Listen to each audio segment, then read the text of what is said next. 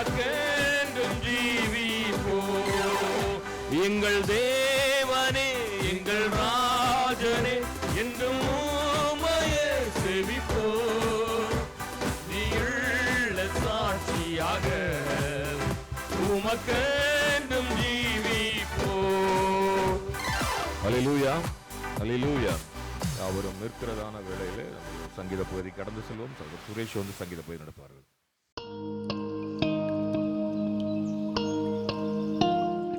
கர்த்தருடைய பரிசுத்த நாமத்திற்கு ஸ்தோத்திரம் உண்டாவதாக.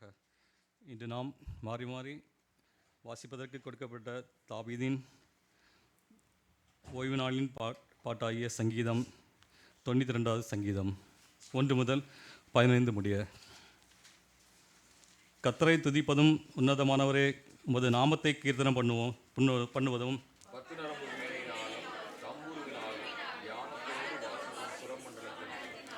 காலையிலே உமது கிருபையும் இரவிலே உமது சத்தியத்தையும் அறிவிப்பதும் நலமாயிருக்கும்.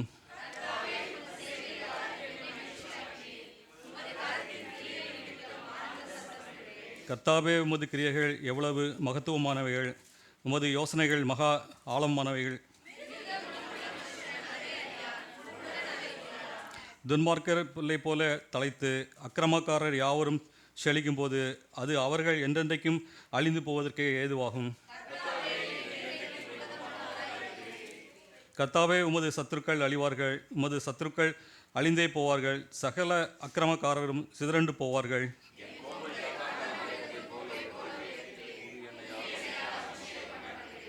என் சத்துருக்களுக்கு நேரிடுவதை என் கண் காணும், எனக்கு விரோதமாய் எழும்புகிற துன்மார்க்கருக்கு நேரிடுவதை என் காது கேட்கும். கர்த்தருடைய ஆலயத்திலே நாட்டப்பட்டவர்கள் எங்கள் தேவனுடைய பிரகாரங்களில் செழித்திருப்பார்கள்.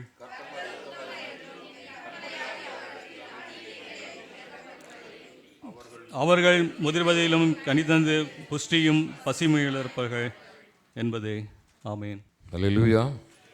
அருமையான சங்கீதத்துக்காக தேவனை ஸ்தோத்திரிப்போம். அவர்கள் முதிர் வயதிலும் கனி தந்து புஷ்டியும். ஆனால் வயசானவங்கெல்லாம் யாரும் கவலைப்பட வேண்டாம், இல்லைன்னு நினைக்கிறேன். சரி, ஓகே. ஹல்லேலூயா, ஹல்லேலூயா. துதியின் வேலைக்கு கடந்து செல்வோம்.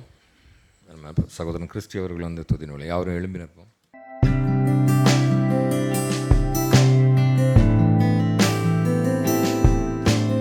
காலையிலே சொன்னது போல இது கர்த்தர் உண்டு பண்ணின நாள், இதிலே மகிழ்ந்து களி கூற கடவோம். எப்படி களி கூறணும்னா, அவர் பிரகாரங்களில் நம்ம எப்படி வரணும்னா, அவருக்கு எப்படி நம்ம ஆராதனை செலுத்தணும்னா பரிசுத்த அலங்காரத்துடனே நாம் ஆராதனை செலுத்த வேண்டும். ஆமென். நம்ம இந்த உலகத்தில் எப்படின்னா இருக்கலாம், ஆனால் ஆண்டவர் சமூகத்தில் நம்ம எப்படி வரணும்னா நம்ம தூய சிந்தையோட மாத்திரம் இல்லை, ஆண்டவர் எப்படி துதிக்கணும்னா முழு இதயத்தோடும் முழு ஆத்மாவோடும் முழு பலத்தோடும் ஆண்டவரை துதிக்கணும்னு சொல்லி ஆண்டவரை நம்ம அழைக்கிறாங்க. நான் ஏற்கனவே சொல்லியிருக்கிறேன், நிறைய இடத்துல நம்ம ஆலயத்தில் நம்ம நிறைய பங்கு கொள்ளுவோம். ஆனால் இந்த துதியின் வேலையில் ஆண்டவர் பிரசன்னமானவர் நம் மீது இறங்குவார். பரிசுத்த ஆவியானவர் நம்மளை ஆட்கொள்ளுவார், அவர் நம்மளை நடத்துவார். அதை நாம் ஒவ்வொருத்தரும் விசுவாசிக்கணும். துதி ஆராதிக்கு முன்னாடி தலையை தாழ்த்துவோம், ஆண்டவருக்கு ஒப்பு கொடுக்கலாம். ஹல்லேலூயா. ஸ்தோத்திரிக்கிறோம் அப்பா, துதிகள் மத்தியில் வாசம் செய்வேன் எங்களுக்கு வாக்கு கொடுத்த தகப்பனே நன்றியோடு ஸ்தோத்திரிக்கிறோம் டாடி. ஆண்டவரே, இந்த சமூகத்தில் ஆண்டவர் சிறு கூட்டமாய் ஆண்டவர் சமூகத்தில் வந்து நிற்கிறோம் அப்பா. ஆண்டவரே, இந்த துதியின் வேலையிலே ஏசப்பா நீர் வெளிப்படும்படியாய் ஜெபிக்கிறோம். ஆவியானவரே, ஆண்டவரே, எங்களுடைய இருதயத்தை இடத்துல ஊற்ற இந்த தேவன் எங்களுக்கு கிருபை பாராட்டும்படியாய் ஜெபிக்கிறோம். ஆண்டவரே, எங்கள் மனக்கண்களை நீ திறக்கும்படியாய் நாங்கள் ஜெபிக்கிறோம் அப்பா. ஆண்டவரே, எங்கள் வாயின் வார்த்தைகள் அல்ல அப்பா, எங்கள் இருதயத்திலிருந்து நம்ம இடத்துல நாங்கள் பேச எங்களுக்கு கருத்தில் ஒப்பு கொடுக்குறோம்.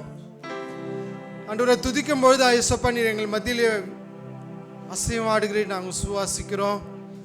ஆவியானவரே, எங்களை நிரப்புகிற தயவுக்காய் நாங்கள் நன்றி செலுத்துகிறோம் அப்பா. ஆண்டவரே, இங்கே வந்திருக்க ஒவ்வொருத்தருக்காக நாங்கள் செபிக்கிறோம். இந்த துதியின் வேலையிலே ஏசப்பா எங்களுக்கு ஒவ்வொருத்தரோடு நீங்கள் இடைப்படும்படியாக செபிக்கிறோம். இந்த வல்லமும் இல்லை நாமத்தில் நாங்கள் செபிக்கிறோம் டாடி.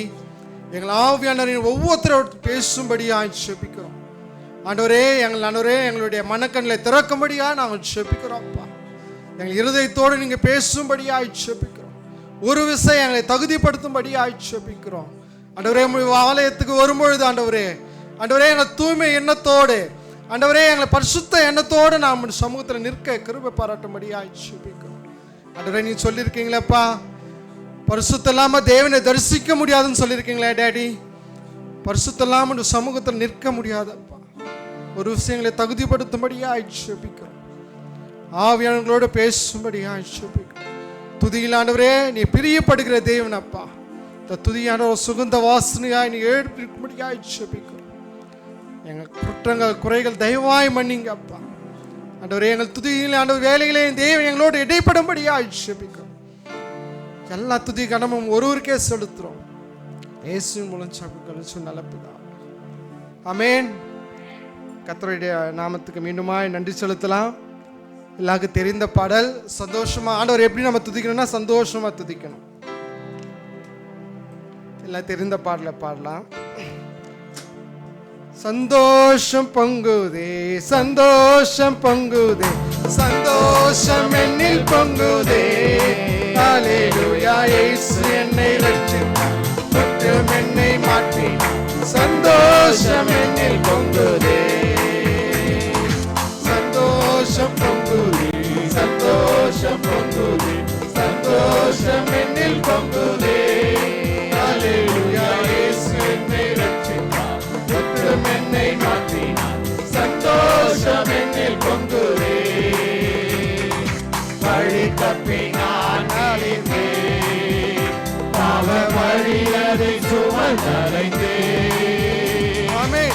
வழி தப்பி நான் அலைந்தேன், பாவ வழி அதை சுமந்தலைந்தேன். அலரன்பு குரலே அழைத்தது என்னை, அலரன்பு குரலே அழைத்தது என்னை. அந்த இன்ப நாளில் எந்த பாவம் நீங்கிற்றேன், அந்த இன்ப நாளில் எந்த பாவம் நீங்கிற்றேன். சந்தோஷம் பொங்குதே, சந்தோஷம் பொங்குதே, சந்தோஷம் என்னில் பொங்குதே. ஹல்லேலூயா, இயேசு என்னை ரட்சித்தார், முற்றும் என்னை மாற்றினார். சந்தோஷம் என்னில் பொங்குதே. ஸ்தோத்திர சேவகோத்தரவுடன் வருவார். சத்துரு ஸ்தோத்திர தேவகோத்தரவுடன் வருவார். ஆனால் இயேசு கைவிடார், தானாய் வந்து ரட்சிப்பார். ஆனால் இயேசு கைவிடார், தானாய் வந்து ரட்சிப்பார். அந்த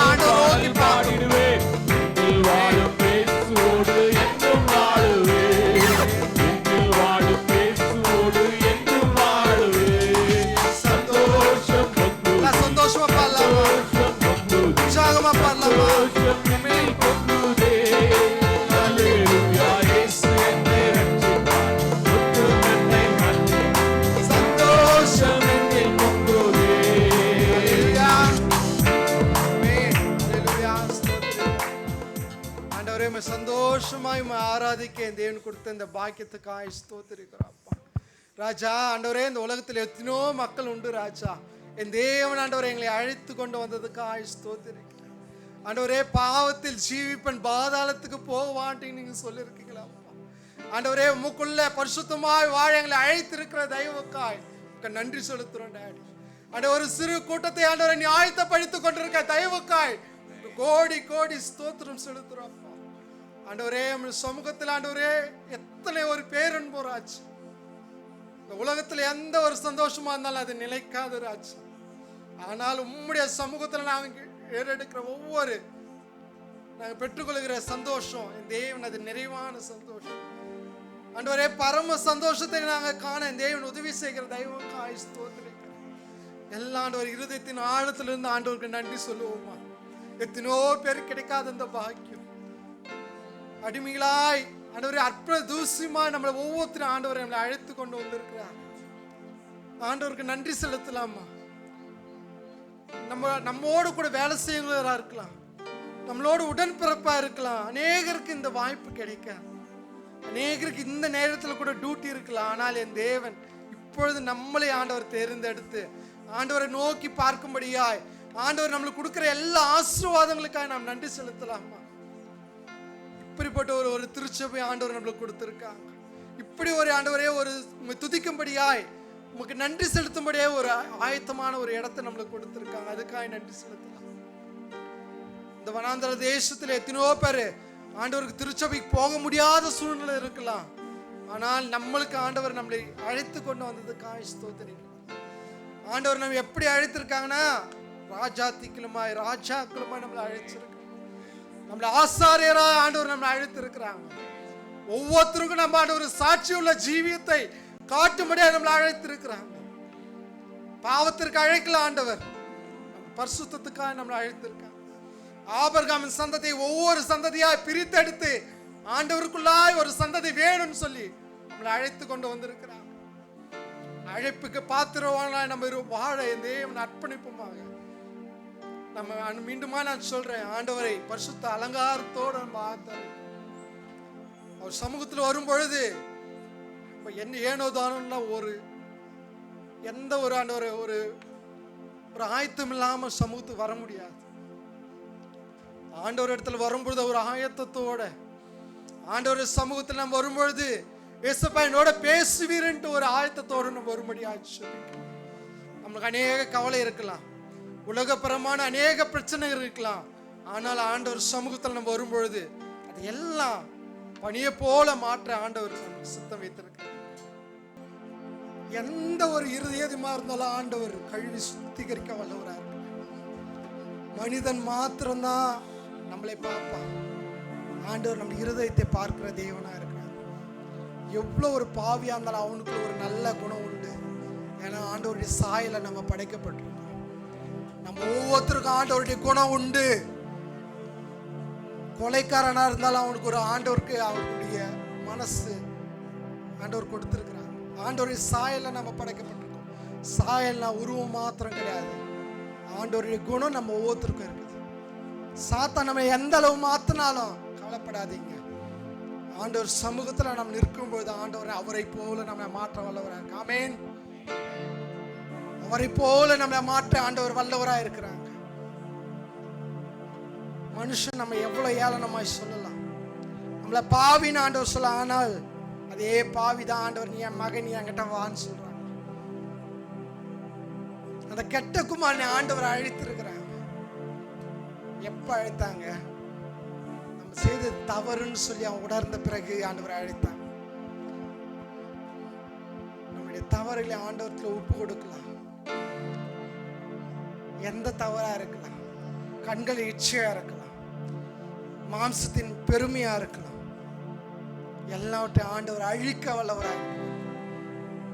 சாத்தானை சிலுவையில் நசுக்கின தேவன் நம்ம பாவ கழுவுகளை எல்லா அக்கிரமையிலும் மன்னிக்க ஆண்டவர் வல்லவராக இருக்கிறார். ஆனால் நம்ம ஒரே ஒன்று பண்ணணும், ஆண்டவருக்கு நம்ம இருதயத்தை ஒப்பு கொடுக்கணும்.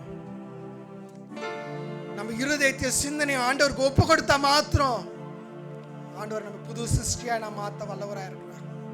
வேதம் இப்படியாய் சொல்லுகிறது, ரோமர் 8:6 மாம்ச சிந்தை மரணம். நம்முடைய மாம்சமான எல்லா சிந்தனையும் நம் மரணத்துக்கு நேராய் கொண்டு போகும்னு சொல்லி ஆண்டவர் சொல்றாங்க. ஆவியின் சிந்தனையோ ஜீவனும் சமாதானத்துக்கு நேராய் நம்மை கொண்டு போகிறது. மாம்ச சிந்தை பாவத்துக்கு நேராய் மரணத்துக்கு நேராய் போகிறது. ஆனால் ஆவிக்குரிய சிந்தையோ நம்மளுக்கு ஜீவனும் பரிசுத்தமும் சமாதானத்துக்கு நேராய் நம்மளை கொண்டு போகும். நம்ம இந்த உலகத்துக்காக அழைக்கப்படையில ஒவ்வொருத்தரும் நினைச்சுக்கோங்க, நம்ம ஒவ்வொருத்தரும் ஆண்டவர் அவருக்காய் பரிசுத்தத்துக்காய் அழைத்திருக்காங்க. பரிசுத்த ஆட்டுக்குட்டியா நம்மள ஒவ்வொருத்தரும் அழைத்திருக்கிறாங்க. நம்ம உலகத்துல எங்கன்னா போயிருக்கலாம், ஆனால் தேவன் இந்த சமூகத்துல கொண்டு வந்திருக்காங்கன்னா அவருடைய பரிசுத்தத்துக்காய் நம்மளுக்கு அழைத்து கொண்டு வந்திருக்கிறாங்க. இந்த உலகத்துக்கும் நம்மளுக்கும் வித்தியாசம் உண்டுங்க. உலக ஜனங்களை போல நம்ம வாழக்கூடாது. ஆமென். உலகத்துக்கும் நம்மளுக்கும் வித்தியாசம் உண்டு.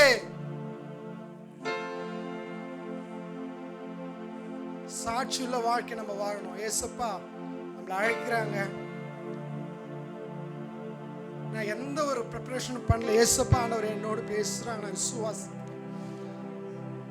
யாரனா இருக்கலாம், ஆனால் தேவன் ஒவ்வொருத்தரையும் அழைக்கிறாங்க. நம்ம இருதயத்தை மாத்திரம் ஆண்டவரத்தில் கொடுத்தா போதும், வேற எதுவுமே வேண்டாம். இந்த உலகம் உன்னை என்னென்ன சொல்லட்டும், ஆனா இருதயத்தை மாத்திரம் ஆண்டவர் கொடுங்க. ஆண்டவர் பிள்ளையா நம்மளை மாற்ற வல்லவரா இருக்காங்க. அதே ரோமருடைய 12ஆம் வசனத்துல 12ஆம் அதிகாரத்துல 1ஆம் வசனத்தை சொல்லிருது, நம்முடைய சரீரம் பரிசுத்தமும் தேவனுக்கு பிரியமான ஜீவ பலியாக ஒப்பு கொடுக்கும். எங்கள் சரீரம் ஆண்டவருடைய ஆலயம் சொல்றாங்க. அதை நம்ம குலைச்சலாய் போட்டா ஆண்டவர் நம்மளை குலைச்சலாக்கிடுவோம். உன் கண் எதை பார்க்குது? நீ எதை கேட்கிற? நீ எதை பார்த்து கொண்டிருக்கிற? நீ என்ன பேசுற? எல்லாமே ஆண்டவர் பார்த்து கொண்டிருக்காங்க. ஆண்டவர் சொல்றாங்க, இது நம்முடைய பரிசுத்த ஆலயம், இதை நீ கெடுத்த நான் உன்னை கெடுப்பேன்னு சொல்றாங்க. தேவ ஜனமே, காலம் நீ செல்லாது. அழிவுக்கு நேராய் காலங்கள் நகர்ந்து கொண்டிருக்கிறது.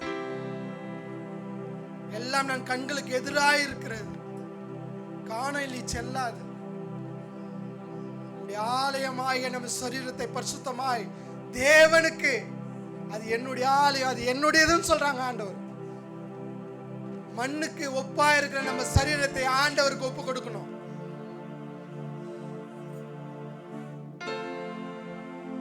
அந்த சரீரத்தை பரிசுத்தமாய் ஆண்டவருக்கு நம்ம கொடுக்க வேண்டிய நம்முடைய கடமையா இருக்கு. தேவ ஜனமே, எனக்கு பிரியமானவர்களே, தேவனுக்கு பிரியமான ஜனமே, நம்ம அழைத்து கொண்டு வந்திருக்கிறாங்க. ஏனோ தானோன்ட்டு ஆண்டவர் சமூகத்தில் நிற்க முடியாது. பிரியமான ஜனமே, ஏனோ தானோன்ட்டு ஆண்டவர் ஆலயத்துக்கு வர முடியாது. பரிசுத்த அலங்காரத்தோட அவர் துதிக்கணும். ஏன்னா ஆண்டவர் ஆராதனையில பிரியப்படுகிற தேவனா இருக்கிறார். நம்முடைய ஆராதனை சுகந்த வாசனையா ஏற்றுக்கொள்ளுகிற தேவன். அவர் ஆலயத்துல பயபக்தியோடு நிக்கணும்னு சொல்லி இருக்கான். அவருடைய ஆலயமாகிய நம்முடைய இருதயத்தையும் நம்முடைய சரீரத்தையும் அவருக்கு முழு ஜீவ பலியா ஒப்பு கொடுக்கும். ஜெப சிந்தனையோடு இருப்போம். இன்னொரு பாடலை நம்ம பாடலாம். நாம் நிற்பதும் நிர்மூலமாகாதவருடைய கிருபை மாத்திரம். அவர் கிருபையால் மாத்திரம் நாம் நிலை நிற்கிறோம். அவர் கிருபை இல்லைன்னா நீங்களும் நானும் எங்கேயோ போயிருப்போம், என்னமே சொல்ல முடியாது. அவர் கிருபையினால் மாத்திரம் நம்ம ஒவ்வொருத்தர சமூகத்தில் நிற்கிறோம். இன்னும் கொஞ்ச நாளைக்கு முன்னாடி அந்த குண்டுலாம் இங்க போட்டாங்க. அது செயல் இழுக்காம செய்திருந்தா அது நம்ம மேலே விழுந்து இருக்கும். ஆண்டவருடைய கிருபை நம்மளை காப்பாற்று. ஆமென். அதே போர் இந்த தேசத்தை மேல ஆரம்பிச்சிருந்தா நம்மளுடைய நிலைமை என்ன? அவருடைய கிருபை இல்லாம நம்ம ஒரு நிமிஷம் கூட வாழ முடியாது. உற்சாகமா இந்த பாடலோடு நம்ம ஆண்டவரை ஆராதிப்போம். கிருபையால் நிலை நிற்கிறோம், தேவ கிருபையால் நிலை நிற்கிறோம். கிருபையால் நிலை நிற்கிறோம், தேவ கிருபையால் நிலை நிற்கிறோம். கிருபை கிருபை. எல்லா ஜெப சிந்தையோட இந்த பாடலை பாடுவோமா? எல்லா ஜெப சிந்தையோட உற்சாகமா இந்த பாடலை பாடுவோமா?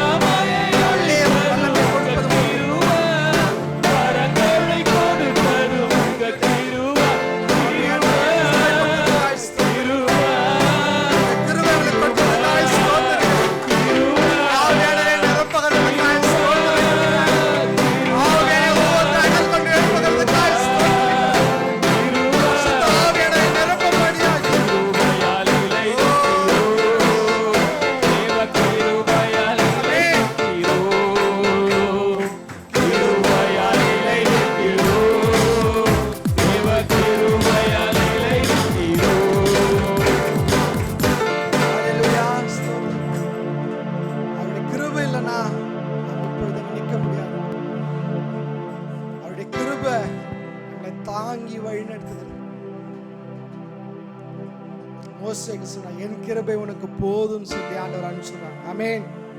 அவன் சொல்றான், என் மந்த நாவு திக்கு வாயினான், நான் எப்படி போய் பேசுவேன், அந்த ஜனங்களை எப்படி நான் போய் மீட்டு கொள்ளுவேன்ட்டு ஆண்டவர் கேட்கிறாங்க. ஆண்டவரத்துல கேட்கிறாங்க. ஆண்டவர் சொல்றான், என் கிருபை உனக்கு போதும், நீ போன்னு சொல்ற. அதே போல ஆண்டவர் நம்ம ஒவ்வொருத்தரும் நினைக்கிறாங்க. நம்முடைய பலத்தால் ஒண்ணும் முடியாதுங்க.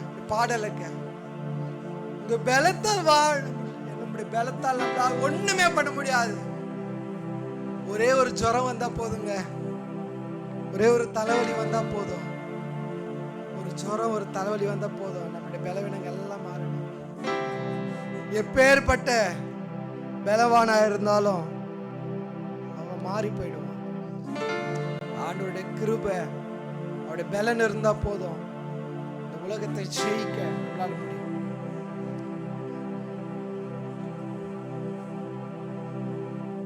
ஆண்டவர் நம்மளை ஒவ்வொருத்தரையும் அழைச்சிருக்கிறாங்க.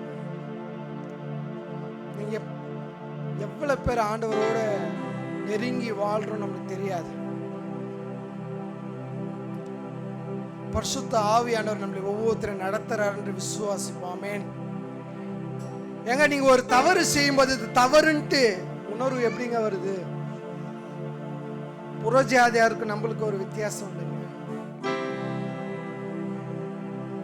ஒருத்தர் இச்சையோடு பார்ப்பது அவனுக்கு புறஜாதி மக்களுக்கு அது ஒண்ணுமே தெரியாது, தவறுன்னே தெரியாது. ஆனா நம்மளுக்கு பரிசுத்த ஆவியானவர் உணர்த்துவார் இது தவறுன்னு சொல்லி. ஆண்டவர் ஒவ்வொருத்தரும் தவறுன்னு உணர்த்தினார்னா போதுங்க, ஆண்டவர் நம்மோடு கூட இருக்காருன்னு விசுவாசிக்க. இந்த வாழ்க்கையில ஒவ்வொரு நேரமும் ஆண்டவர் நம்மோடு கூட இருக்கிறார்னு ஒவ்வொருத்தரும் விசுவாசம். எங்க நம்ம தடிக்கு விழுந்து அநேகருக்கு அநேக அடிபட்டிருக்கலாம், ஆனால் என் தேவன் பாதுகாத்து வந்திருக்கிறாங்க. நேத்து கூட பரமேஸ்வரனா நான் பயந்துட்டேனா, ஆனால் ஆண்டவர் அவனை பாதுகாத்து. ஆண்டவருக்காய் ஓடுகிற ஒவ்வொருத்தரும் ஆண்டவர் பாதுகாக்கிறார். எப்படி பாதுகாக்கிறார் தெரியுங்களா? அவருடைய தூதர்களை காவல் வைத்து நம்மளை பாதுகாக்கிறார். அவருடைய சட்டைகளின் மறைவில வைத்து நம்மளை பாதுகாக்கிறாங்க. ஒவ்வொருத்தரும் விசுவாசிப்போம். அவருடைய பாதுகாப்பு இல்லாம நம்ம உயிரோடு இருக்க முடியாது.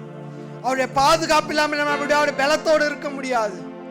அவருடைய பாதுகாப்பு இல்லாம நம்ம ஒவ்வொரு நாளும் சுகமாய் வாழ்வது மிக கடினம்.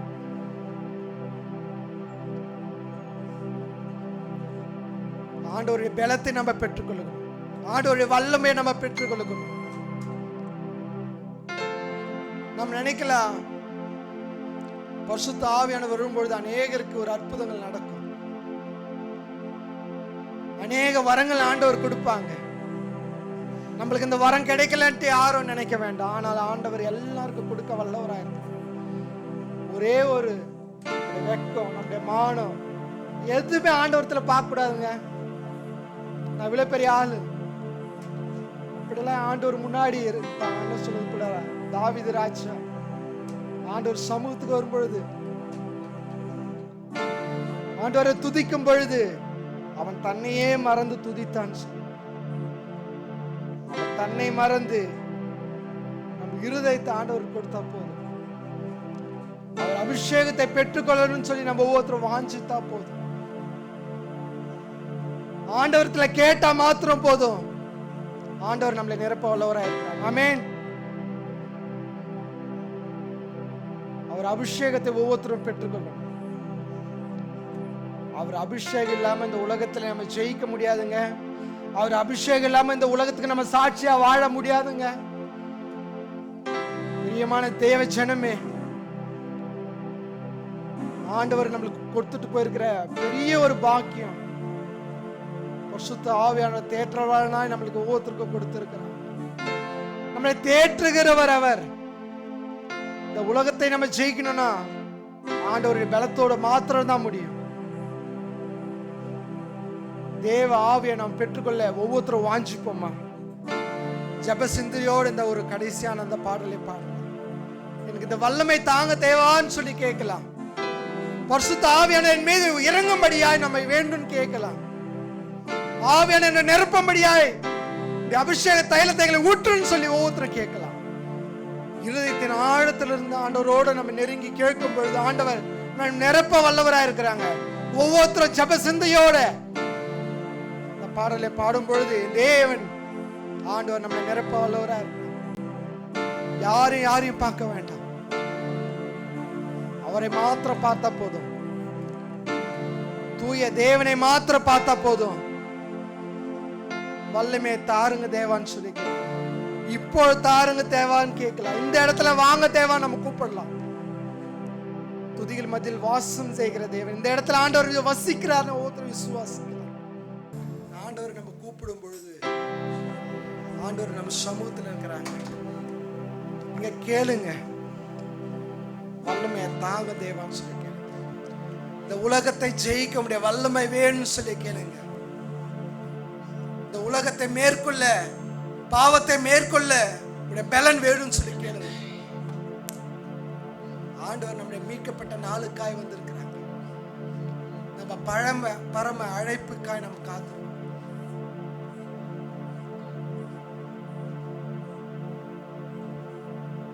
இந்த உலகம் முடிவு இல்லை. இந்த உலகம் இந்த அறியாத மக்கள் சொல்லலாம் நம்ம செத்து போனா என்ன ஆகும்னு சொல்லி. ஆனால் என் தேவன் நம்மளுக்கு இரண்டாம் ஒரு வாழ்க்கையை கொடுத்திருக்கார். இது முடிவல்லன்னு ஆண்டவர் நம்மளுக்கு சொல்லுகிறாங்க. இந்த மண்ணுக்குள் நாம் பொழும் பொழுது நம்ம புதைக்கப்படலை, விதைக்கப்படுகிறோம். நம்ம சத்தியத்துக்காய் வாழணும்னு சொல்லி ஆண்டவர் அழைக்கிறாங்க. இந்த உலக மக்களை எப்படி நான் வாழலாம், ஆனால் நம்மளை அழைத்த தேவன் உண்மையும் சத்தியமாய் இந்த உலகத்துல நம்ம ஜீவிக்கணும் சொல்லி அழைத்திருக்கிறார்.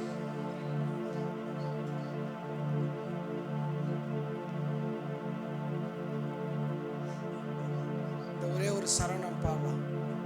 நம்ம இந்த உலகத்தை ஆண்டவர் அழைத்த காரணம் எதற்காய் சொல்லி பார்க்கும்போது நமக்கு சொந்தம் எது தெரியுங்களா? இந்த உலகம் இல்லை. பரலோகமே என் சொந்தமே என்று காண்பேனோ, பரலோகமே என் சொந்தமே என்று காண்பேனோ, என் இன்ப இயேசுவை நான் என்று காண்பேனோ, பரலோகமே என் சொந்தமே என்று காண்பேனோ, வாரத்தை செய்ய மூட நான் உன்னிட பலன் தந்தாய். ஓட்டத்தை ஜெயத்தோட நான் ஓடிட பலன் தந்தாய். விசுவாச பாதையில் சோராதே ஓடிடுவேன். விசுவாச பாதையில் சோராமல் ஓடிடுவேன். பரலோகமே என் சொந்தமே என்று காண்பேனோ, என் இன்ப இயேசுவை நான் என்று காண்பேனோ, பரலோகமே என் சொந்தமே என்று காண்பேனோ. உலகத்துல நம்ம அழைக்கப்பட்டது ஒரு நித்திய வாழ்வுக்காய் நம்ம அழைக்கப்பட்டது. அந்த நித்திய வாழ்வு நம்ம எப்ப பெற்றுக்கொள்ளணும்னா, இந்த உலக வாழ்க்கையில ஆண்டவருக்கு ஜெயமாய் நாம் வாழும் பொழுது ஒரு நித்திய வாழ்வுக்குள்ளாய் நம்ம போவது அதிக நிச்சயமாய். இது நிச்சயமில்லாத உலகம், நிரந்தரம் இல்லாத உலகம். ஆனால் இந்த நிரந்தரம் இல்லாத உலகத்துல தான் நிரந்தரமான பரலோகத்துக்கு நம்ம ஆயத்தப்பட ஆண்டவர் நம்மை அழைச்சிருக்கிறார்.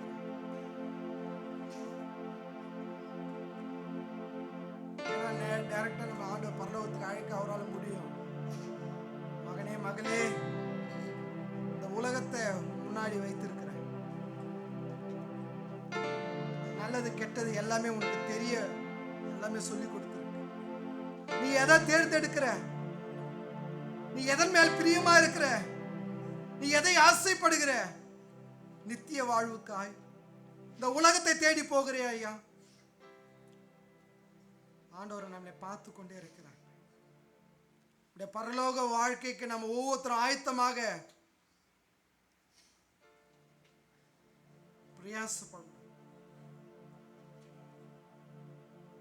நம்ம இருதயத்தின் ஆழத்திலிருந்து ஆண்டவரை நோக்கி பார்க்கணும். நம்ம ஆண்டவர் சொல்றாங்க, நம்மளை பிரித்து எடுத்திருக்கிறேன் சார். நம்ம பிரித்து எடுத்த ஆட்டுக்குட்டியை ஆண்டவர் நம்ம அழைக்கிறாங்க. அதே ஆண்டவர் தான் 99 ஆடையை காட்டில ஒரு ஆடையை ஆண்டவர் தேடி போகிறாங்க. அந்த ஒரு ஆடு நம்மளா இருக்கலாம், நம்மளை தேடி வந்திருக்கலாம். நம்ம உலகத்தில் கெட்டு போவது ஆண்டவருக்கு பிரியமா இல்லை. நம்மளை நித்தியத்துக்கு அழைக்க வந்திருக்கிறார் ஆண்டவர்.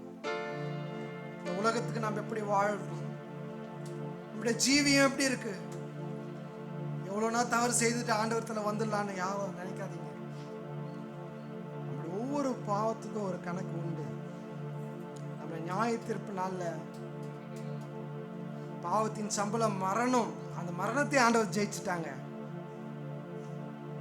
பாவத்திலிருந்து மரணம் மாத்திரம்தான் இல்லை, ஆனால் பாவத்துக்குரிய நியாய தீர்ப்பு உண்டுன்ட்டு ஒவ்வொருத்தரும் நம்ம நினைக்கணும். அநேகர் இறக்கும் பொழுது அநேக கஷ்டப்படலாம். அது ஒவ்வொன்றும் நம்முடைய நியாய தீர்ப்புக்குரிய ஒவ்வொரு தண்டனையா இருக்கலாம். நம்முடைய வாழ்க்கை ஆண்டவருக்கு சாட்சியான வாழ்க்கையா இருக்கும். ஆண்டவருக்கு மாத்திரம் இல்லை, இந்த உலகத்து மக்களுக்கு நம்ம சாட்சியான ஒரு ஜீவித்தை ஆண்டவர் நம்ம பார்க்க அழைக்கிறார்.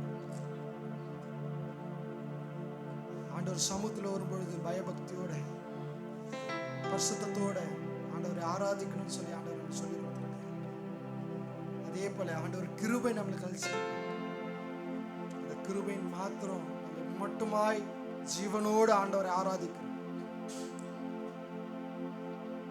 நிற்பது நிர்மூலமாகாதது ஆண்டவருடைய ஒரே கிருபை மாத்திரம். எவ்வளோ பேர் அழிந்து போயிருக்கலாம், ஆனால் தேவன் நம்மளை உயிரோடு வச்சிருக்கிறாங்கன்னா அது ஒரு நோக்கம் உண்டு. அநேகருக்கு நம்மளை சாட்சியாக வச்சிருக்கலாம், அநேகருக்கு நம்ம ஒரு உயிருள்ள சாட்சியாக வைத்திருக்கலாம். நம்ம எல்லாரும் ஆண்டவர் அழைக்கிறாங்க, பரலோகத்துக்கு நம்ம ஆயத்தமாகணும்னு சொல்லி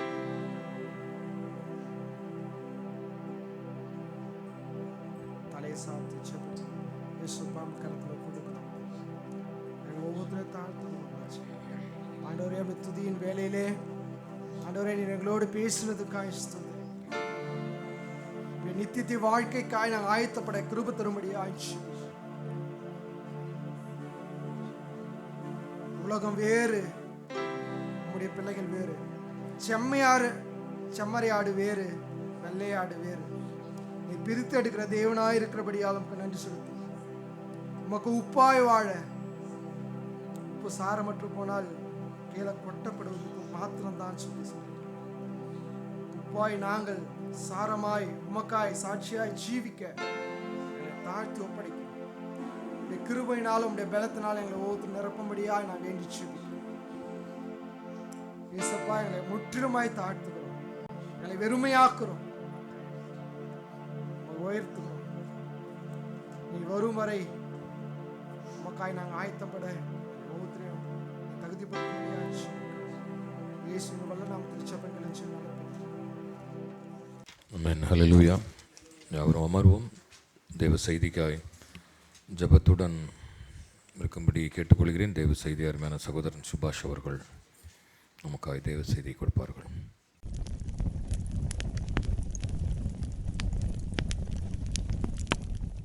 எல்லாம் சந்தோஷமாக அப்படி விசுவாசிக்கிறேன். ஆண்டவராகிய இயேசு கிறிஸ்துவின் நாமத்தில் எல்லாருக்கும் காலை வணக்கம். இந்த நாளிலும் கூட தேவன் கொடுத்த இந்த கிருபைக்காய் நான் நன்றி செலுத்துகிறேன். உங்கள் முந்தைய மத்தியில் தேவனுடைய சமூகத்தில் தேவனுடைய வார்த்தையை நம்ம இப்போ தியானிக்க இருக்கிறோம். நம்ம ஆண்டவர் நல்லவர். வாசிக்கலாம். ஏசாயா 40வது அதிகாரம் 28 முதல் 31 வரை.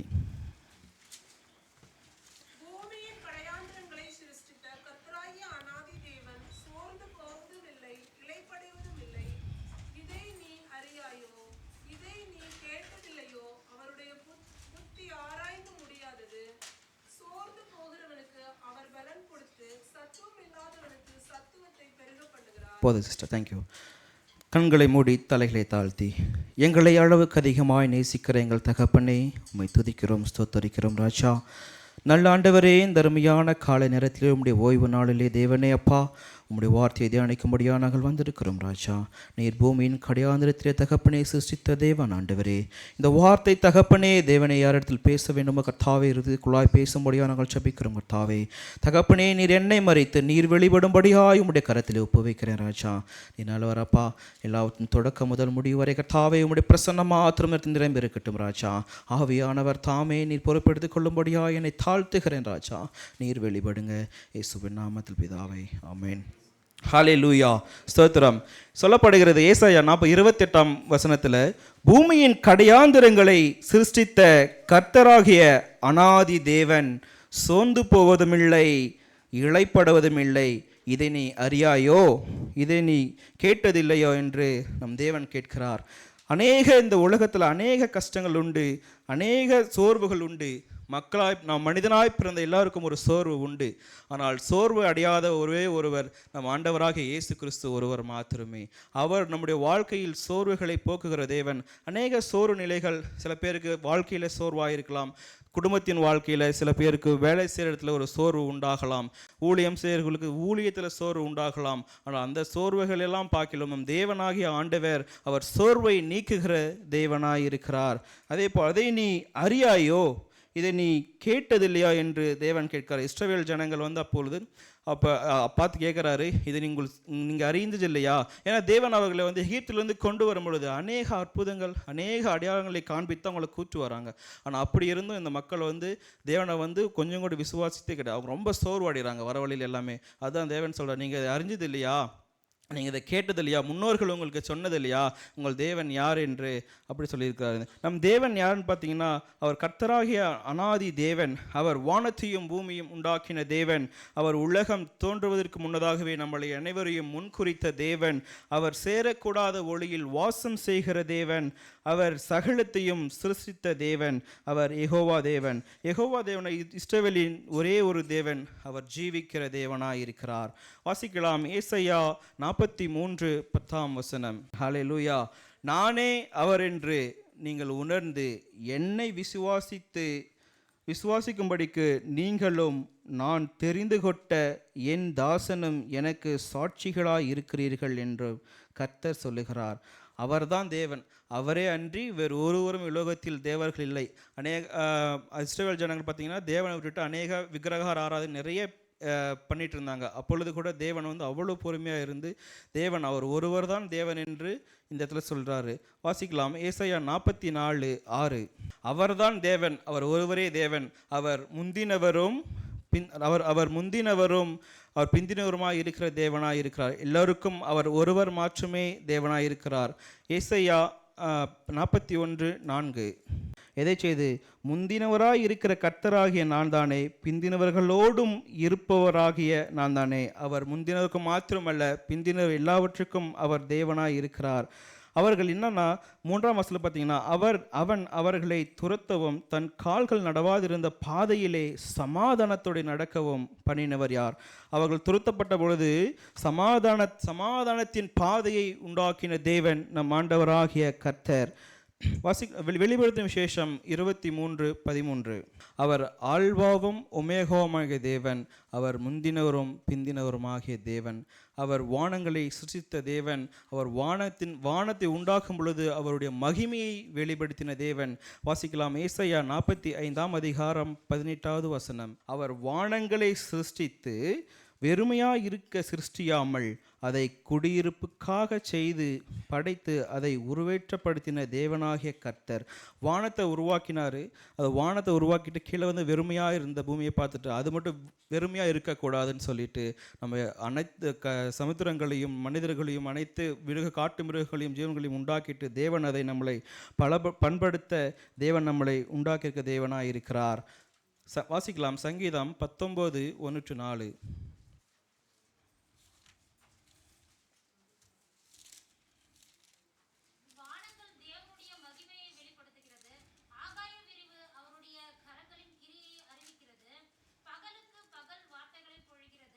இரவுக்கு இரவு அறிவை தெரிவிக்கிறது. அவைகளுக்கு பேச்சும் இல்லை,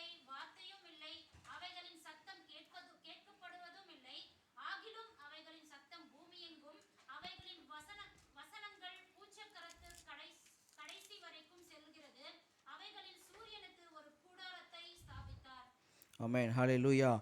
வானங்கள் தேவனுடைய மகிமையை வெளிப்படுத்துகிறது. வானம் எதை குறிக்குதான்? தேவனுடைய மகிமை. அப்போது தேவனுடைய மகிமை எவ்வளோ பெரியதாக இருக்கும். வானம் இந்த உலகம் முழுவதும் பரவி காணப்படுது. அதுபோல் நம்முடைய தேவனுடைய மகிமை அவ்வளவு பெரியதாய் காணப்படுகிறது. ஆகாய விரிவு அவருடைய கரங்களின் கிரியை அறிவிக்கிறது. ஆகாய விரிவு அவருடைய கரங்களின் கிரிகளை அறிவிக்கிறது. பகலுக்கு பகல் வார்த்தைகளை பொழிகிறது, இரவுக்கு இரவு அறிவை தெரிவிக்கிறது.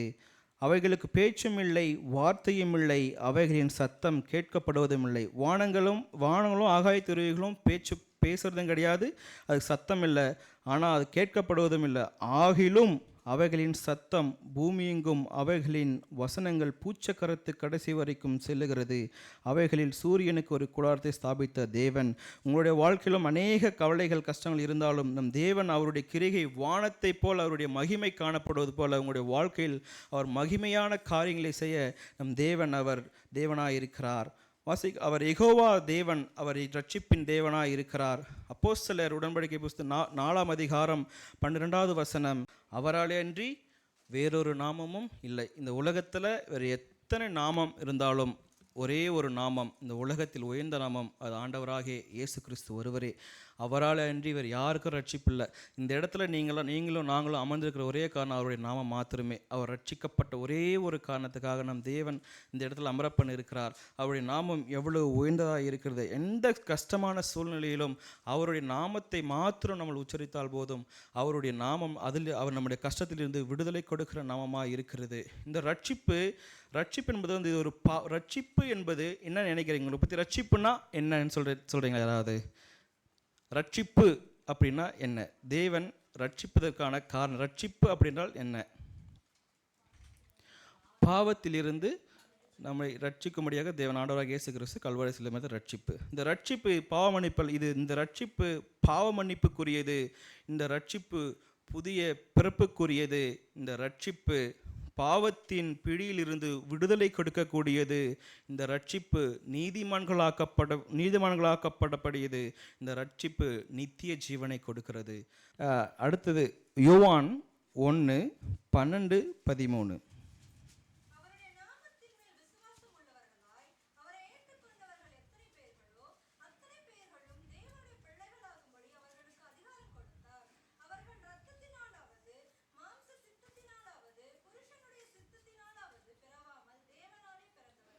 ஆமென், ஹல்லேலூயா. இது ஒரு புதிய பிறப்பை குறிக்கிறது. அடுத்தது பாவப்பிடியிலிருந்து விடுதலை. யோவான் 8ஆம் அதிகாரம் 32-36.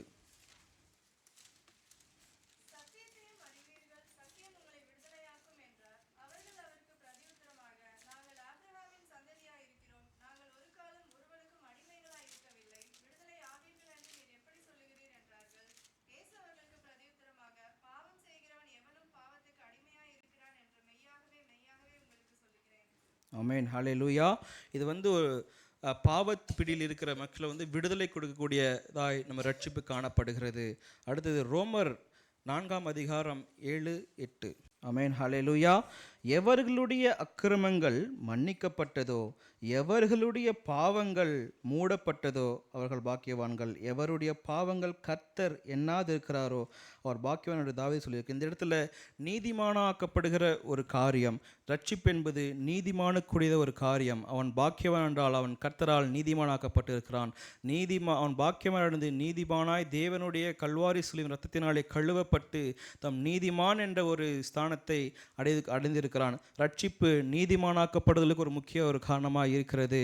ரட்சிப்பின் கடைசி யோவான் 3ஆம் அதிகாரம் 16வது வசனம். தேவன் எப்படிப்பட்டவரான்? தேவன் தம்முடைய ஒரே பேரான குமாரனை விசுவாசிக்கவன் எவனோ அவன் கெட்டு போகாமல் நித்திய ஜீவனை அடையும்படிக்கு அவரை தந்தருளி இவ்வளவாய் உலகத்தில் அன்பு கொண்டார். ஹல்லேலூயா. உலகத்தில் யாராலும் பண்ண முடியாத ஒரு காரியம், இப்போ தன் ஒரே பேரான குமாரன் நமக்காக, நமக்கு யாருன்னே தெரியாது, நமக்காக நம் பாவத்தில் மடிந்து கிடந்தோம். பாவத்தில் நம்ம கர்ப்பம் தரித்தோன்று வேதவசனம் கூட சொல்லியிருக்கிறது. அந்த பாவத்தில் இருந்த நம்மளுக்கு தன்னுடைய ஒரே பேரான குமாரராக இயேசு கிறிஸ்துவை நமக்காக தந்தருளி இவ்வளவு அதிகமாக இந்த உலகத்தில் அன்பு கூர்ந்த தேவன் அவர் ஒருவரே. அவர் விசுவாசிக்கவன் எவனும் நித்திய ஜீவன் அடைவான். நித்திய ஜீவன் என்ன நினைக்கிறீங்க நீங்கள்? நித்திய ஜீவனை குறித்து என்ன நினைக்கிறீங்க? பரலோகமே நம்ம நித்திய ஜீவன்.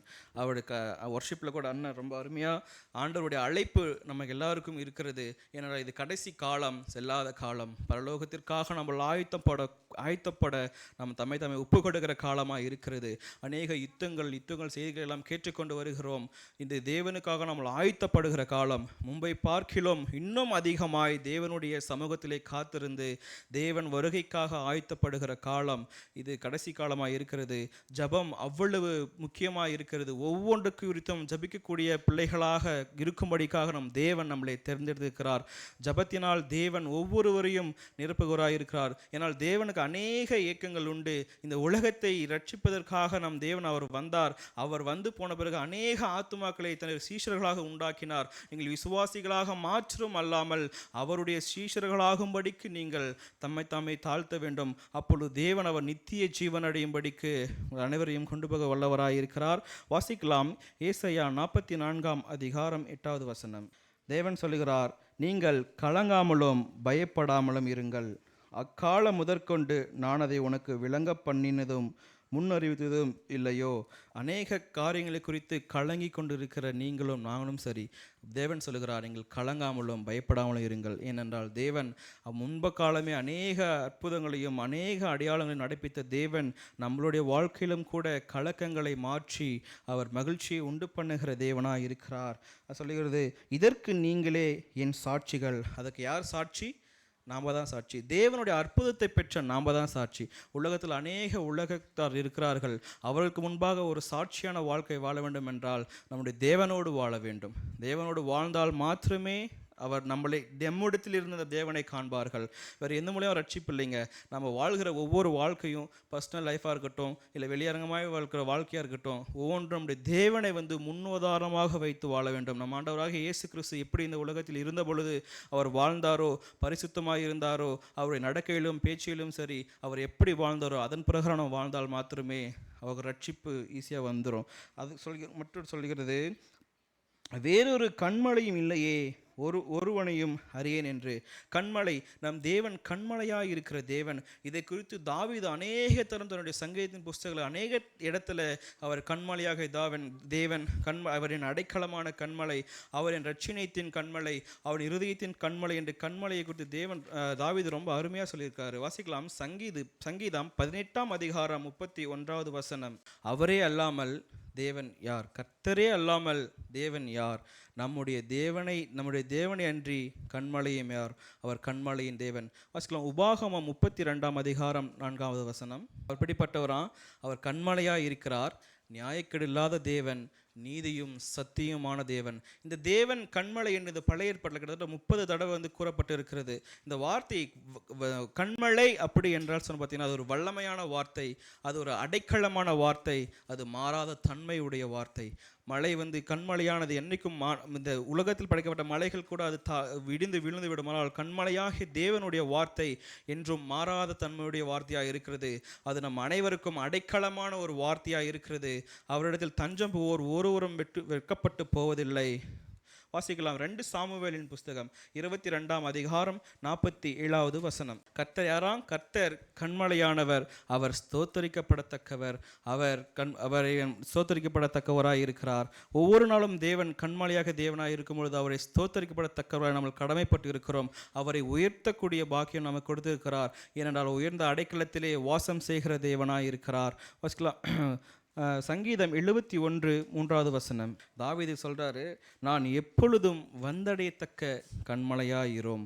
அதே போல் தான் நாமளும் சொல்லணும் ஒவ்வொரு நாளும், தேவனே நாங்கள் எப்பொழுதும் வந்தடையத்தக்க கண்மலையாயிரும் என்று சொல்லிட்டு. ஏனென்றால் தாவீதுக்கு அநேக பிரச்சனைகள் அநேக உபத்திரம் உண்டாயிருந்த பொழுதும் அவன் ஒரு ஜபத்தை ஜபிக்கும் பொழுது, ஆண்டவரே நான் வந்தடையத்தக்க கண்மலையாயிரும் என்று ஜபம் பண்ணுகிறான். ஏன்னா அவன் தஞ்சமடையத்தக்க ஒரு கண்மலை நம் ஆண்டவராகிய இயேசு கிறிஸ்து ஒருவரே. அவருடைய சமூகத்துக்கு முன்பாக முன்பாக நம்ம செல்லும் பொழுது அவருடைய வாசல் திறக்கப்பட்டு இருக்கிறது. நீங்கள் அதற்கு ஒரு நேரமும் இல்லை, ஒரு காலமும் இல்லை. நீங்கள் எப்பொழுது எந்த நேரத்திலும் ஆண்டவராகிய கண்மலையை நோக்கி கூப்பிடும் பொழுது அவர் உங்களுக்கு மறு உத்தரவு அருளுகிற தேவனாய் இருக்கிறார். எந்த சூழ்நிலையாக இருந்தாலும் சரி, எந்த நேரமாக இருந்தாலும் சரி, எந்த காலமாக இருந்தாலும் சரி, அவர் உங்களுக்கு மறு உத்தரவு அருளச் செய்கிற தேவனாய் இருக்கிறார். அப்படிதான் அநேக கஷ்டங்கள் அவனுக்கு வனாந்தரத்திலே ஓடுகிற கஷ்டங்கள் உண்டு. அவன் மீது அநேக படைகள் அவனை சவுல் துரத்தி கொண்டு வரும்பொழுது கூட தாவீது ஓடி அவன் ஒளிந்து கொள்கிறான். அப்பொழுது கூட அவன் மரண படுக்கை போட்டாலும் தேவன் அவனோடு இருக்கிறார் என்று தேவன் சொல்லுகிறார். அதுபோல் தேவன் நீங்கள் அநேக கஷ்டத்தில் இருந்தாலும் அவர் கண்மலையாகிய தேவனை நீங்கள் நோக்கி கூப்பிடும் பொழுது, நீங்கள் எந்த துயரத்தில் இருந்தாலும், நீங்கள் எந்த இடத்தில் இருந்தாலும், எந்த ஆழத்தில் இருந்தாலும் தேவன் உங்களை உயர்த்துகிற தேவனாய் இருக்கிறார். ஹல்லேலூயா. வாசிக்கலாம் சங்கீதம் 18ஆம் அதிகாரம் 2வது வசனம். ஆமென். ஹல்லேலூயா. யார் அன்பு கூறணுமா? யார் அன்பு கூறணுமா? என் பெலனாகிய கர்த்தாவே உம்மில் அன்பு கூறுவேன். உலகத்தார் அன்பு கூறுவது வேற, நம்முடைய அன்பு வேற விதமாக இருக்கணும். ஏன்னா நம்ம இவரிடத்தில் அன்பு கூறும் பொழுது அந்த அன்பு ஆட்டோமேட்டிக் எல்லா இடத்துலையும் வரும். முதலாவது நம்ம தேவனிடத்தில் அன்பு கூறணும், அவருடைய பலத்தில் அன்பு கூறணும். ஏன்னா அவர் பலன் கொடுக்கிற தேவனாக இருக்கிறார். உங்கள் பலவீனத்திலும் அவர் பலன் கொடுக்கிற தேவன். முழு பலத்தோடு தேவனிடத்தில் அன்பு கூறப்படுகிறோம். வாசிக்கலாம் ரோமர் 5:2. எவர் மூலியமாய்? ஆண்டவராகிய இயேசு கிறிஸ்து மூலியமாய் நம்ம அந்த மகிமை பாராட்டுகளாக இருக்கிறோம். நம்முடைய தேவன் அந்த மாதிரி நம்ம ஜபத்திற்கு எல்லாவற்றுக்கும் பதில் கொடுக்கிற தேவனாக இருக்கிறார். வாசிக்கலாம் எபேசியர் 2ஆம் அதிகாரம் 18வது வசனம். ஆமென். ஹல்லேலூயா. யார் மூலமாக பெற்றிருக்கிறோமா? அவர் மூலியமாய், ஆண்டவராகிய இயேசு கிறிஸ்து மூலியமாய் பிதாவிடத்தில் சேர்க்கிற ஸ்லாகியத்தை பெற்றிருக்கிறோம். பரலோக ராஜ்யத்தை குறித்து இந்த வசனம் சொல்லுகிறது. ஒவ்வொருவரும் நம்ம அவரை விசுவாசிக்கும் பொழுது, அவருடைய வார்த்தையின் கீழ் நடக்கும் பொழுது, அவர் என்ன நம் கற்பித்தாரோ அதன்படி நம்முடைய வாழ்க்கையில் நாம் நடக்கும் பொழுது நம் பரலோக ராஜ்யத்துக்குரியவர்களாய் நம்ம அழைக்கப்பட்டவராய் இருக்கிறோம். அநேக இடத்துல கண்மலையாகிய தேவன் அவர் இரட்சண்ய கண்மலை என்று சொல்லப்பட்டிருக்கிறது. எனக்கு அடைக்கலமும் கண்மலையுமாம் என்று சங்கீதம் 94:22 சொல்லப்பட்டு இருக்கிறது. அவர் பலனான கண்மலை சங்கீதம் 62:7 சொல்லப்பட்டு இருக்கிறது. அவர் இருதயத்தின் கண்மலை 73:26. அவர் இருதயத்தின் கண்மலையாய் இருக்கிற தேவன். தன்னுடைய இருதயம் அநேக பாடுகள், அநேக சஞ்சலங்கள் உண்டாக பொழுதும் அவர் கண்மலையாகிய தேவன் இருதயத்தையும் திடப்படுத்துகிற தேவனாய் இருக்கிறார். அவர் உடைந்த இருதயங்களை காயம் கட்டுகிற தேவனாய் இருக்கிறார். அவர் இருதயத்தின் கண்மலையாகிய தேவன். இதே போல கூட புதிய ஏற்பாடுகள் சொல்லப்பட்டிருக்கிறது. கிறிஸ்து கூட கண்மலையாய் இருக்கிறார். வாசிக்கலாம் 1 கொரிந்தியர் 10ஆம் அதிகாரம் 4வது வசனம். நம்முடைய கண்மலையாக ஆண்டவர் இயேசு கிறிஸ்து. பழைய ஏற்பாட்டில் அநேக தரம் தாவீது அப்பவே சொல்லப்பட்டிருக்கிறது. தாவீது கண்மலையாக கர்த்தரை துதித்துக் கொண்டார். அதே போல புதிய ஏற்பாட்டிலையும் அவர் கண்மலையாக நம்முடைய ஆண்டவராக இயேசு கிறிஸ்து இருக்கிறார். மத்தேயு 21ஆம் அதிகாரம் 42 முதல் 44 வரை.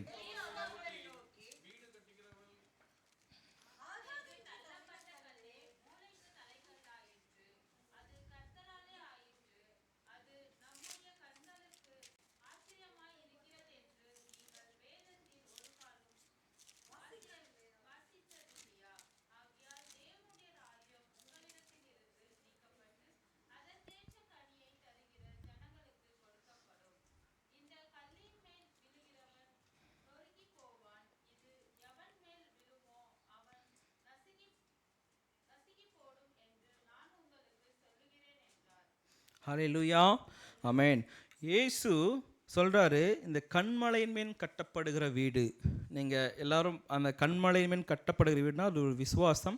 நம்முடைய ஆண்டவராகிய இயேசு கிறிஸ்து மீது நம்முடைய விசுவாசத்தை கொண்டால் அது ஒரு காலம் நிலைகொழியாது. அந்த கண்மலையின் கட்டப்படுகிற வீடு ஒரு நாளும் அது தள்ளி அவர் மூளைக்கு தலைக்கல்லாகிய தேவனாய் இருக்கிறார். அவர் ஜீவனுள்ள கல்லாக இருக்கிறார். வாசிக்கலாம் 1 பேதுரு 2:4. நம் மனுஷரால் தள்ளப்பட்டிருந்தாலும் ஆனால் நம்ம ஆண்டவராகிய இயேசு கிறிஸ்து ஜீவனுள்ள கல்லாக இருக்கிறார். நம்மளெல்லாம் அவரிடத்தில் சேர்ந்தப்பட்டவர்களாக இருக்கிறோம். ஹல்லேலூயா. அவர்தான் நானே கர்த்தரே அன்றி வேறொரு தேவன் இந்த உலகத்தில் இல்லை, அவரையால் அன்றி ரட்சிப்பு இல்லை. ரெண்டாவது அது ஏசாயா 28வது வசனம். அவர் சோர்ந்து போகாத தேவன். நம்முடைய வாழ்க்கையில் அனைத்து காரியங்களையும் நடப்பிப்பதற்கு அவர் ஒரு காலம் சோர்ந்து போகாத தேவனாய் இருக்கிறார். ஏசாயா 40:26. அவர் ஒவ்வொன்றையும் சிருஷ்டித்து அவ்வளோ பெரிய தேவன், அவ்வளோ உண்டாக்கின பொழுது கூட அவர் சோர்வடையாத நம்மளை வழிநடத்தி வருகிற தேவனாய் இருக்கிறார். அவருடைய புத்தி ஆராய்ந்து முடியாதது.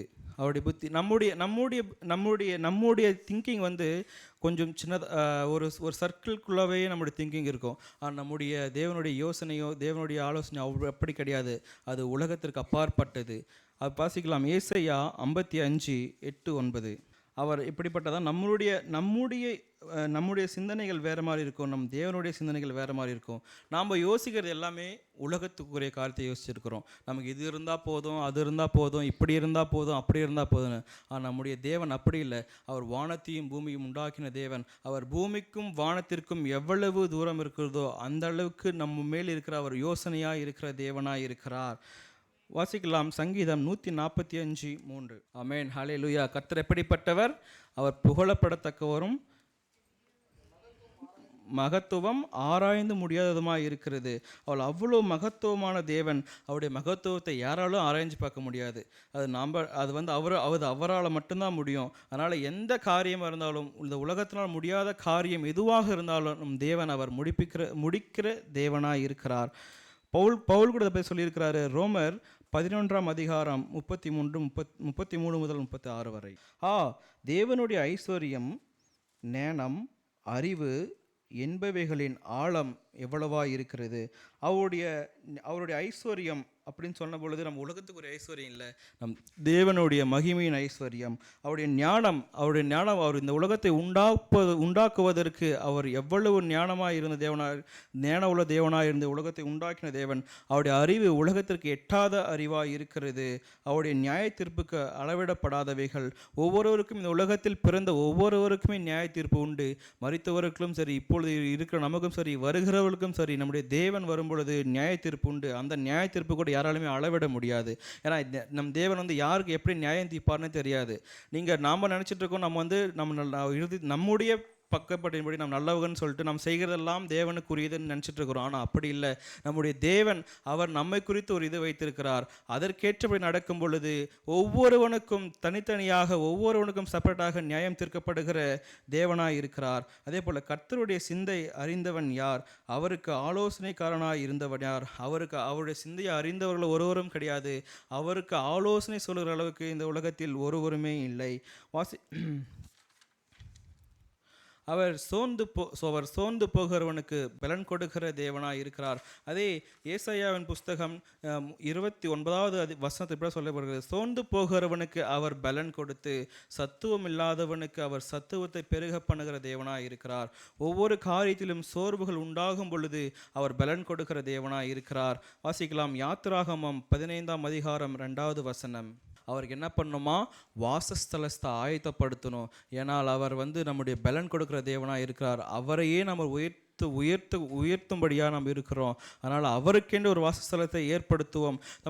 நம்முடைய ஒவ்வொருவருடைய வாழ்க்கையிலும் அவருக்கென்று வாசஸ்தலம் வேண்டும். அவருக்கு முன்பாக நம்ம செல்லும் பொழுது ஒரு பயத்திறனும் நடுக்கத்திறனும்.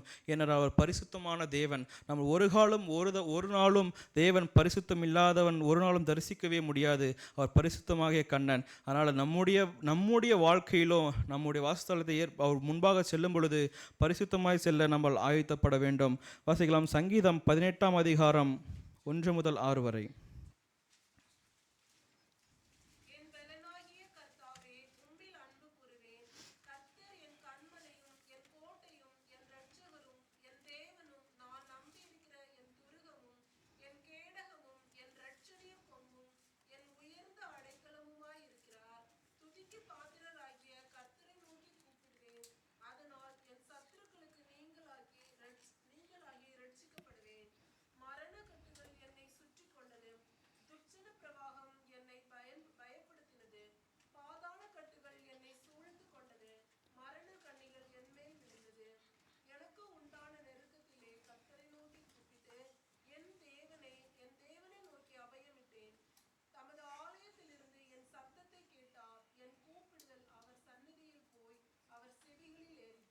ஆமென், ஹல்லேலூயா.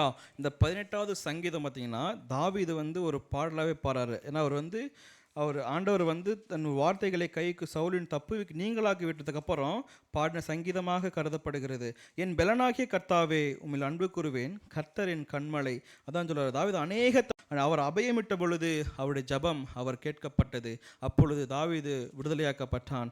வாசிக்கலாம் சங்கீதம் 68:28 வசனம். தேவன் வந்து பலத்தை கட்டளை ஒரே ஒரு தேவன் மட்டும்தான். அவர் மட்டும்தான் நம்முடைய இந்த உலகத்தில் வாழக்கூடிய பலமாக இருந்தாலும் சரி, அவரிடத்தில் போகக்கூடியதற்கான சவால்களை மேற்கொள்வதற்கான ஒரு பலனாக இருந்தாலும் சரி, அவர் ஒருவர் மாத்திரமே நமக்கு கொடுக்க முடியும். ஆனால் நம்முடைய பலன் அவருடைய பலனாகிய கண்மலையை நோக்கி நம்ம தினந்தோறும் கேட்கிறவர்களாகவும் கண்மலைக்குள்ளாக போகிறவர்களாகவும் இருக்க வேண்டும். அவர் ஏன்னா தாவீது அநேக தரம் கஷ்டப்பட்ட பொழுது கூட அவர் வெற்றி சிறந்துட்டு அவர் நேராக எங்கே போனால் பார்த்தீங்கன்னா ஆண்டவருடைய சமூகத்துக்கு தான் போனார். அவர் வெற்றி வந்தாலும் சரி, தன்னுடைய வாழ்க்கையில் கஷ்டம் வந்தாலும் சரி, தாவீது நோக்கி கூப்பிட்ட ஒரே ஒருத்தர் நம்ம ஆண்டவராகிய கர்த்தரை நோக்கி கூப்பிடுறாரு. அப்பொழுது தேவன் அவர் கஷ்டத்தில் இருந்த பொழுது விடுதலை கொடுக்கிறார். சந்தோஷமாய் அவர் வெற்றி பெற்ற பொழுது கூட கர்த்தருக்கு துதிப்பாடலை பாடி அவரை ஸ்தோத்திரிக்கப்படத்தக்கவராக இருக்கிறார். ஏனால் போராட்டத்தில் இருந்து விடுதலை தருகிற தேவனாய் இருக்கிறார். வாசிக்கலாம் சங்கீதம் 84:5 வசனம். அவர் உண்மையிலே பலன் கொள்ளுகிற மனுஷனும் தங்கள் இருதயங்களில் செவ்வையான வழிகளை கொண்டிருக்கிற மனுஷன் பாக்கியவான். அவருடைய வழியில் இருக்கணும். அவருடைய வழியில் இருதயங்களை வைத்து அவருடைய வழியில் நடக்கிற பிள்ளைகள் தான் பாக்கியவானாக இருக்க முடியும். வாசிக்கலாம் ஏசாயா 40:31 வசனம். கர்த்தரை காத்திருக்கிறவங்க எப்படி இருப்பாங்களாம்? புது பலன் அடைந்து கழுகுகளைப் போல செட்டைகளை அடித்து பரப்பார்கள். அதுபோல் நாம் ஒவ்வொருவரும் ஆண்டவருக்காக காத்திருக்கிற பிள்ளைகளாக இருக்கிறோம். ஒரு நாள் இல்லை ஒரு நாளும் தேவனுக்காக உயர்த்தப்படுவர்களாகவும் கழுகுகளைப் போல உயர பறக்கிறவர்களாகவும் தேவன் நம்மளை மாற்ற வல்லவராக இருக்கிறார். இதோ நம்முடைய தேவன் ஒவ்வொரு நாளும் தம்முடைய கஷ்டத்திலிருந்து பலனை கொடுத்து விடுவிக்கிற தேவன். அவரை மாற்றுமே பின்தொடர்ந்து கண்மலையை நோக்கி மாத்திரமே நம்ம ஓடுகிற பிள்ளைகளாக இருக்க வேண்டும். கடைசி வசனம் 1 நாளாகமம் 16:11 வசனம். எதை நம்பணுமா? கர்த்தரையும் அவர் வல்லமையும் நாடுங்கள், அவர் சமூகத்தை நித்தமும் தேடுங்கள். இதுதான் நம் தேவனோடு ஒவ்வொரு நாளும் அவரை நாடும் பொழுதும், அவருடைய வல்லமையை நாடும் பொழுதும், அவர் சமூகத்தை தேடும் பொழுதும் நம் தேவன் நம்மளை விடுவிக்கிற தேவனாய் இருக்கிறார்.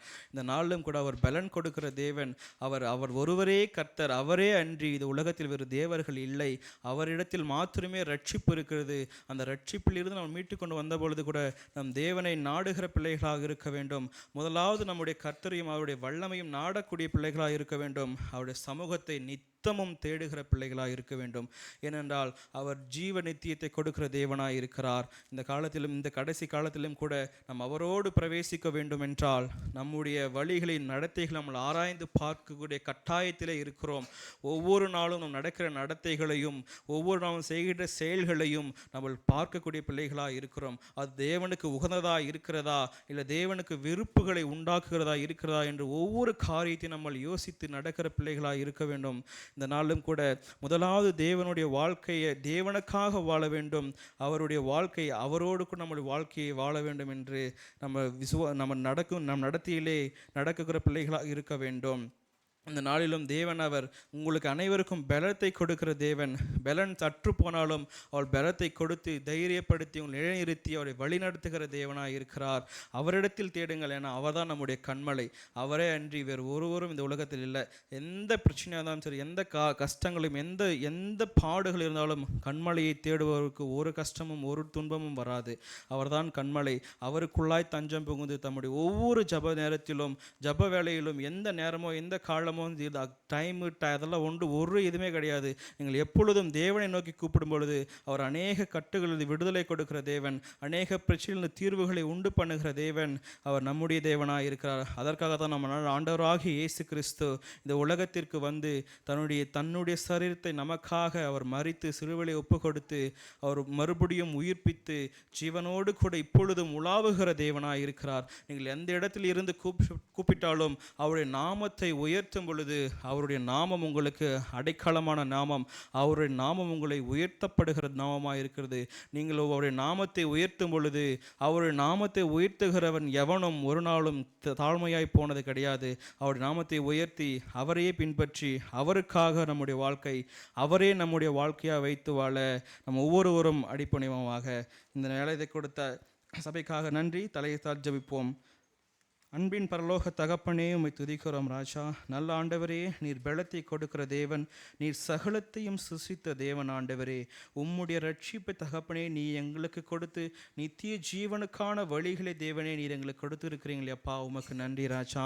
இந்த நாளிலும் கர்த்தாவே உம்முடைய வார்த்தைகளை பேச தேவனே கொடுத்த கருவைக்காக நன்றி செலுத்துகிறோம் ராஜா. தகப்பனே நீர் மகிமைப்பட வேண்டும் ஆண்டவரே. நாங்கள் ஒரு நாளும் ஒரு காலம் எங்களுடைய மகிமை முன்பாக வரக்கூடாது ராஜா. உம்முடைய மகிமை மாத்திரமே உயர வேண்டும் அப்பா. நாங்கள் இப்பொழுதும் எங்களை தாழ்த்துகிற பிள்ளைகளாகவே எங்களுடைய வாழ்க்கை இருக்க வேண்டும் தகப்பனே. உம்மிடத்தில் தாழ்ந்து போகிற எவனும் தகப்பனே உயர்த்தப்படுவானே ராஜா. அதுபோல் எங்களை ஒவ்வொருவரையும் உடைய கருத்தை ஒப்புக் கொடுக்கிறோம். இந்த நேரத்தை தேவன் கொடுத்த கிருபைக்காக நன்றி செலுத்துகிறோம். துதிகான மகிமை எல்லாவற்றையும் இயேசு கிறிஸ்துவின் நாமத்தில் ஜெபிக்கிறோம் நல்ல பிதாவே, ஆமென். ஹல்லேலூயா, ஹல்லேலூயா. அருமையான தேவ செய்திக்காக நான் கர்த்தரை ஸ்தோத்திரிக்கிறேன். அருமையான சகோதரனை இன்னும் வரும் காலங்களிலே தேவன் அதிகமாய் எடுத்து பயன்படுத்துவாராக.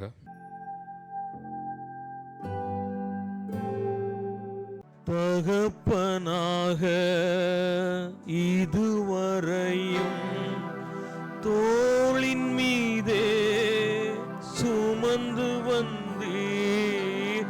தகப்பனாக இதுவரையும் தோளின் மீதே சுமந்து வந்தீர். தந்தையே உம் தயவா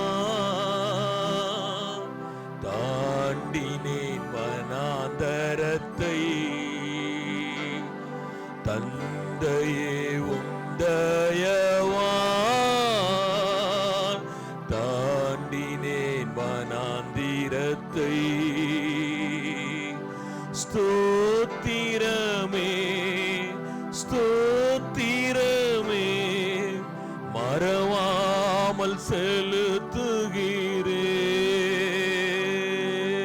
ஸ்தோத்திரமே ஸ்தோத்திரமே மறவாமல் செலுத்துகிறேன்.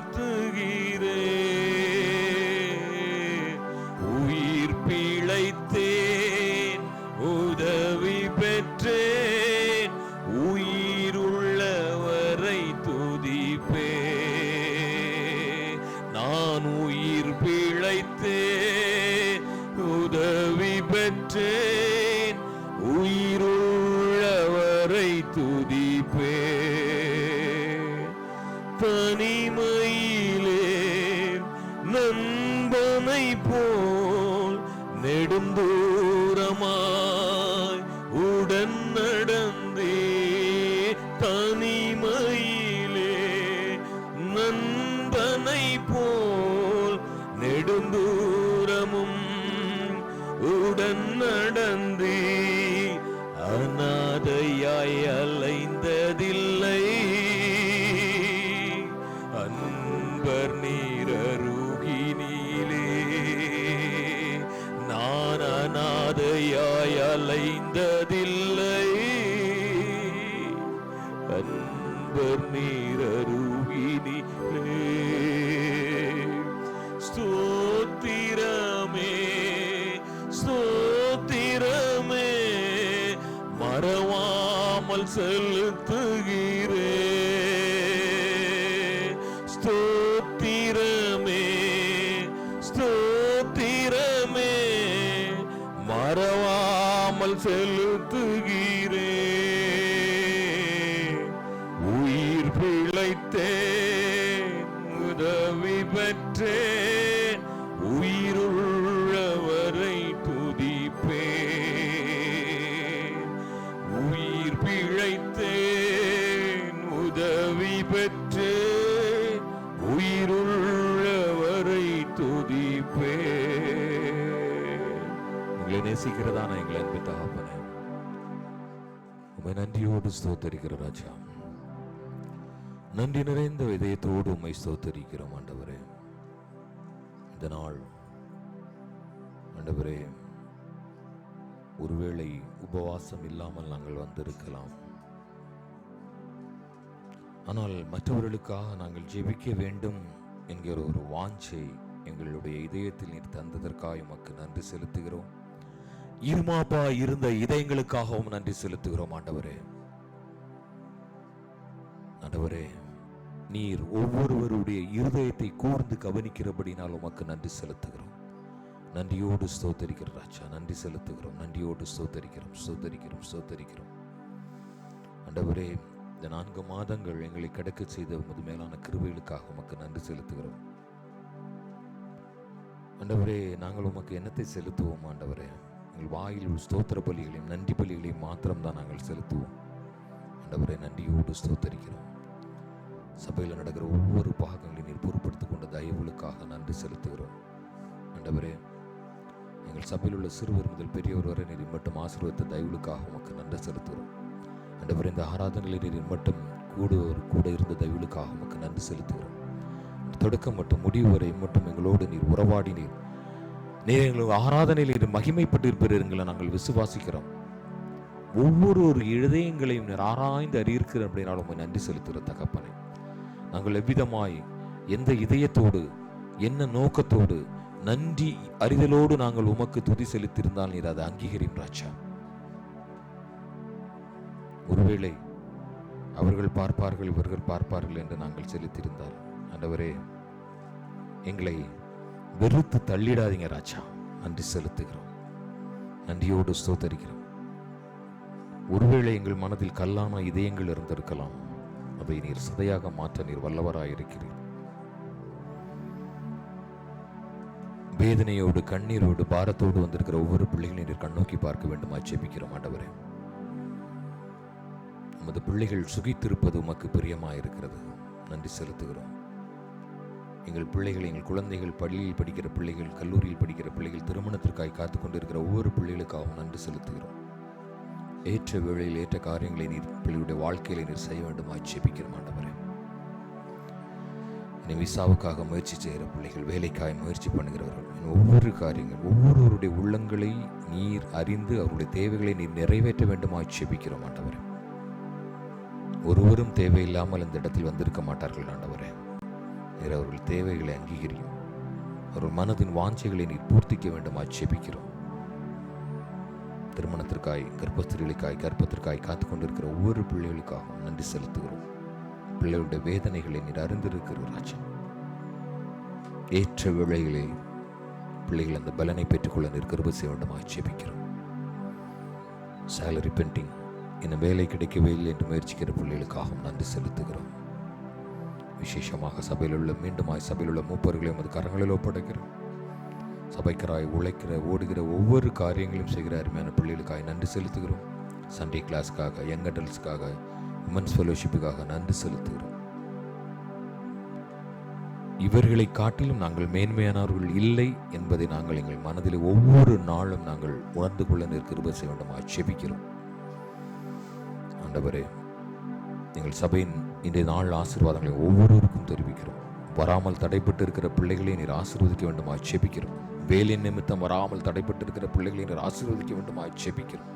அன்றே விசேஷமாக வெளியிலே உட்கார்ந்திருக்கிற பிள்ளைகளை நீர் ஆசீர்வதிக்க வேண்டுமாய் ஜெபிக்கிறோம்.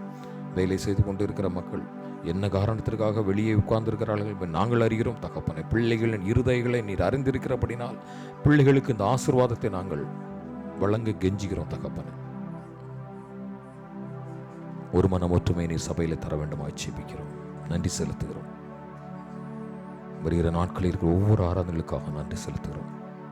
விசேஷமாக எங்கள் பள்ளிகளில் படிக்கிற எங்கள் பிள்ளைகளுக்காக, விசேஷமாக சிறு பிள்ளைகள் வைத்திருக்கிற ஒவ்வொரு குடும்பத்திற்காகவும் நன்றி செலுத்துகிறோம் ராஜா. பிள்ளைகளின் தேவைகளை சந்திக்க வேண்டுமாய் ஜெபிக்கிறோம்.